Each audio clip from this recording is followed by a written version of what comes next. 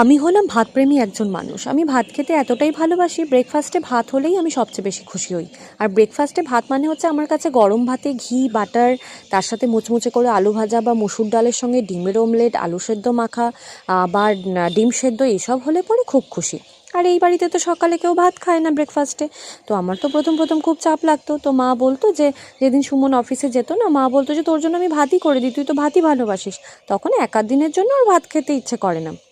তার মানে এই না যে আমি অন্য কিছু খাই না, অন্য কিছু খাই, কিন্তু আমি ভাতটাই বেশি ভালোবাসি। অন্য কিছু খেলে দেখেছি আমার গ্যাস অ্যাসিডের একটা সমস্যা হয়। আর সুমন যেহেতু অফিসে যায়, ওর দূরত্বটা অনেকটা, আমাদের বাড়িতে সকালে ভাতই হয়, ভাত খেয়েও যায় প্লাস নিয়েও যায়। তো একসাথেই দুজনে ভাত খেয়ে নিই, ও বেরিয়ে যায়, তারপরে আমি আমার সময় মতো খেয়ে নিই। আর একজনকে দেখুন আমার স্ট্যান্ডটার কী অবস্থা করেছে, ওর মধ্যে বেলুন ঝুলিয়ে সারা ঘর হ্যাপি বার্থডে টু ইউ করে ঘুরে বেড়ায়। তো আমি ভেবেছি না, রিতকে সকালে ভাতের অভ্যেসটাই করাবো। এরপর স্কুলে যাবে, অনেকটা সময় থাকতে হবে।